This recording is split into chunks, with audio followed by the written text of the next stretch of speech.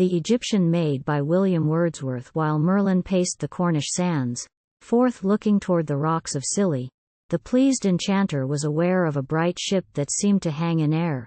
Yet was she work of mortal hands, and took from men her name, the water lily.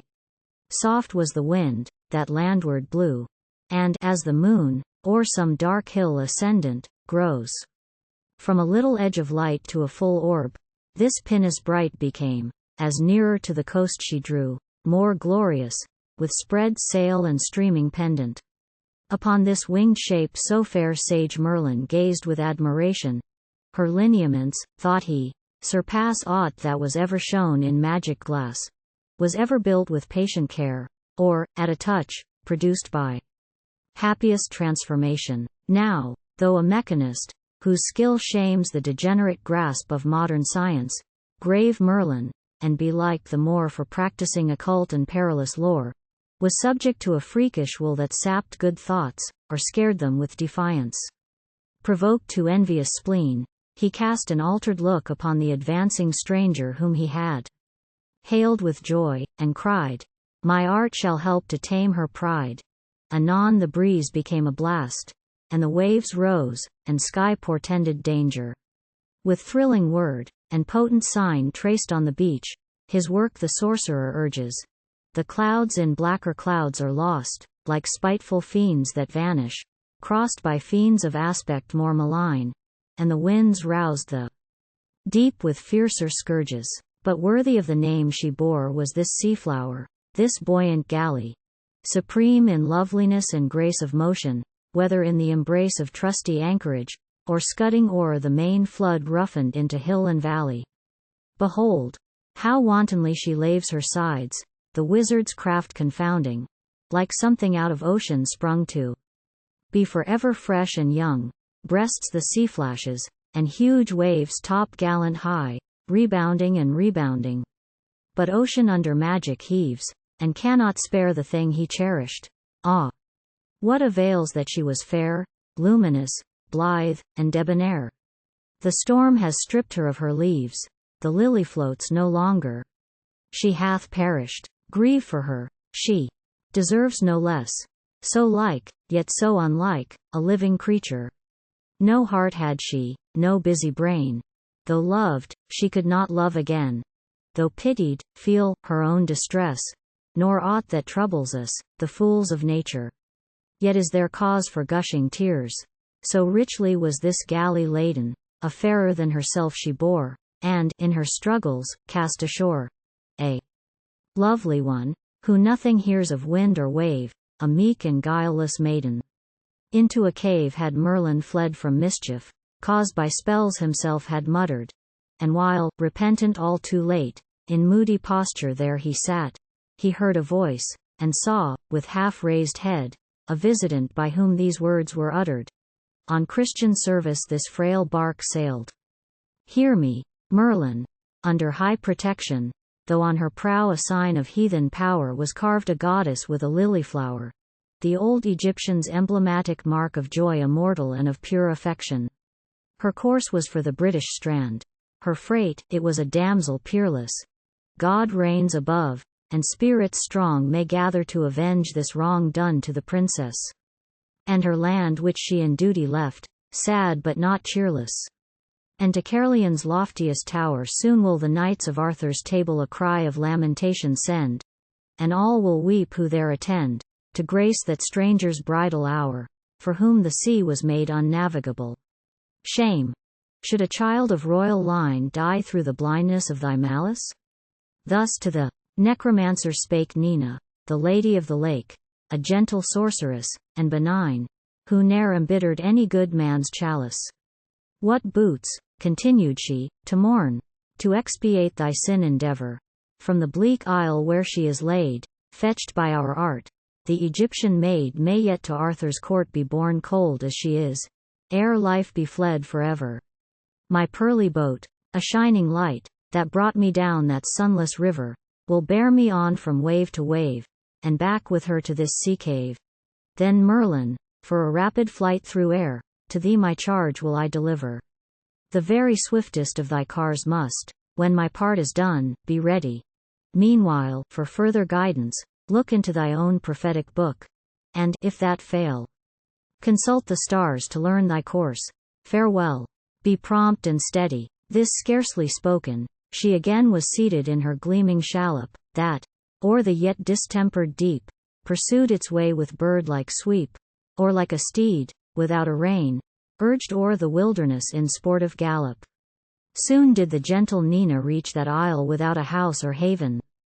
Landing, she found not what she sought, nor saw of wreck or ruin aught but a carved lotus cast upon the beach by the fierce waves, a flower in marble graven. Sad relic, but how fair the while, for gently each from each retreating with backward curve, the leaves revealed the bosom half, and half concealed, of a divinity, that seemed to smile on Nina, as she passed. With hopeful greeting, no quest was hers of vague desire, of tortured hope and purpose shaken. Following the margin of a bay, she spied the lonely castaway, unmarred, unstripped of her attire, but with closed eyes, of breath and bloom forsaken. Then Nina, stooping down, embraced, with tenderness and mild emotion, the damsel, in that trance embound, and, while she raised her from the ground, and in the pearly shallop placed, sleep fell upon the air, and stilled the ocean. The turmoil hushed, celestial springs of music opened, and there came a blending of fragrance, underived from earth, with gleams that owed not to the sun their birth, and that soft rustling of invisible wings which angels make, on works of love descending. And Nina heard a sweeter voice than if the goddess of the flower had spoken.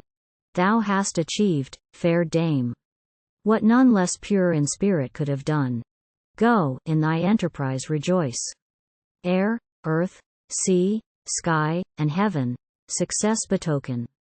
So cheered, she left that island bleak, a bare rock of the Scilly cluster, and, as they traversed the smooth brine, the self-illumined brigantine shed, on the slumberer's cold wan cheek and pallid brow, a melancholy luster. Fleet was their course, and when they came to the dim cavern, whence the river issued into the salt sea flood, Merlin, as fixed in thought he stood, was thus accosted by the dame. Behold, to thee my charge I now deliver. But where attends thy chariot, where? Quoth Merlin, even as I was bidden, so have I done.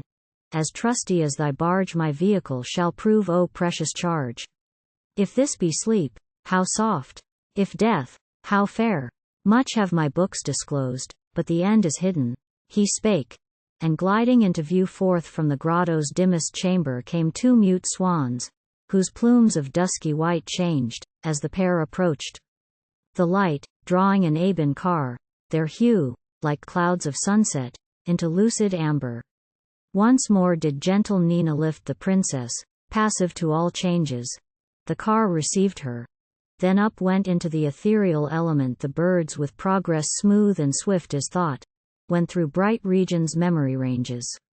Sage Merlin, at the slumberer's side, instructs the swans their way to measure, and soon Caerleon's towers appeared, and notes of minstrelsy were heard from rich pavilions spreading wide, for some high day of long-expected pleasure. Awe-stricken stood both knights and dames ere on firm ground the car alighted. Eftsoon's astonishment was past, for in that face they saw the last lingering look of clay, that tames all pride, by which all happiness is blighted. Said Merlin, mighty king, fair lords, away with feast and tilt and tourney. Ye saw, throughout this royal house, ye heard, a rocking marvellous of turrets, and a clash of swords self-shaken, as I closed my airy journey. Lo! By a destiny well known to mortals, joy is turned to sorrow. This is the wished-for bride, the Maid of Egypt, from a rock conveyed where she by shipwreck had been thrown, ill sight. But grief may vanish ere the morrow. Though vast thy power, thy words are weak, exclaimed the king, a mockery hateful. Dutiful child, her lot how hard! Is this her piety's reward? Those watery locks, that bloodless cheek, O wines without remorse, O shore ungrateful, rich robes are fretted by the moth. Towers, temples, fall by stroke of thunder. Will that, or deeper thoughts, abate a father's sorrow for her fate? He will repent him of his troth. His brain will burn, his stout heart split asunder. Alas! And I have caused this woe. For, when my prowess from invading neighbors had freed his realm, he plighted word that he would turn to Christ our Lord, and his dear daughter on a knight bestow whom I should choose for love and matchless labors. Her birth was heathen, but a fence of holy angels round her hovered.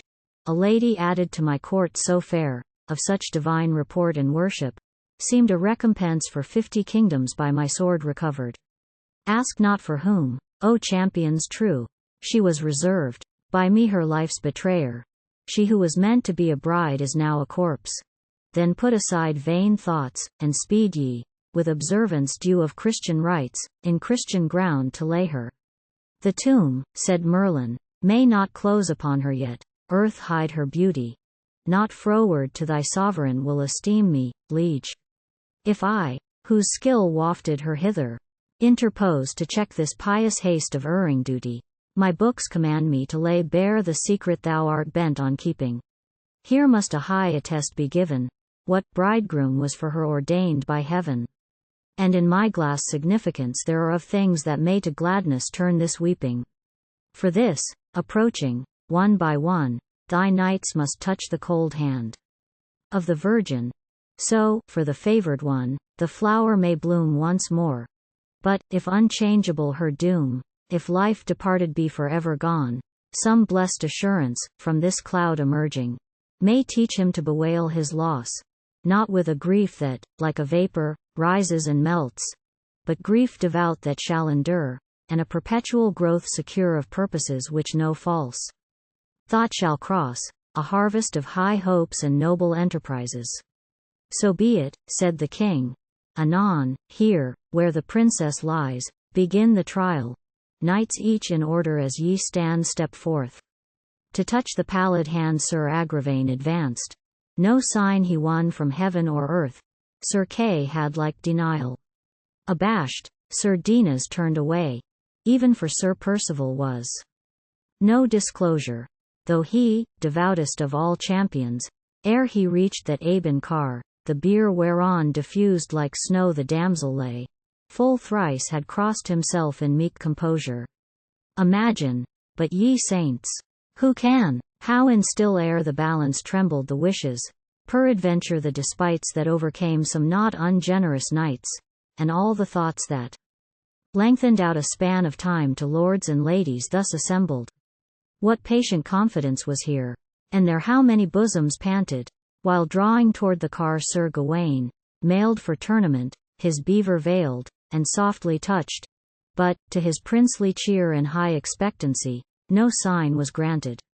Next, disencumbered of his harp, Sir Tristram, dear to thousands as a brother, came to the proof, nor grieved that there ensued no change.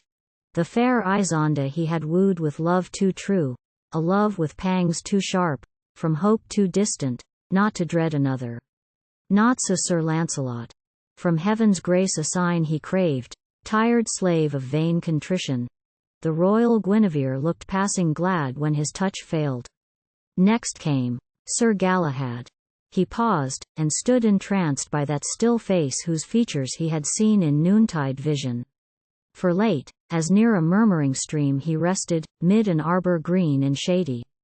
Nina, the good enchantress, shed a light around his mossy bed, and, at her call, a waking dream prefigured to his sense the Egyptian lady. Now, while his bright-haired front he bowed, and stood, far kenned by mantle furred with ermine, as o'er the insensate body hung the enwrapped, the beautiful, the young, belief sank deep into the crowd that he the solemn issue would determine. Nor deem it strange. The youth had worn that very mantle on a day of glory, the day when he achieved that matchless feat, the marvel of the perilous seat, which whosoe'er approached of strength was shorn, though king or knight the most renowned in story.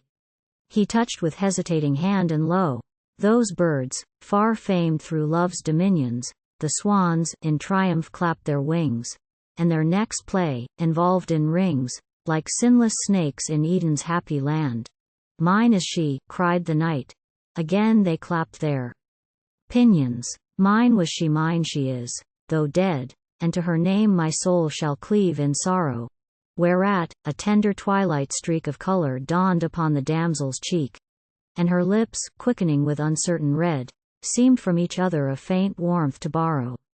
Deep was the awe, the rapture high, of love emboldened, hope with dread entwining, when, to the mouth, relenting death allowed a soft and flower-like breath, precursor to a timid sigh, to lifted eyelids, and a doubtful shining. In silence did King Arthur gaze upon the signs that pass away or tarry.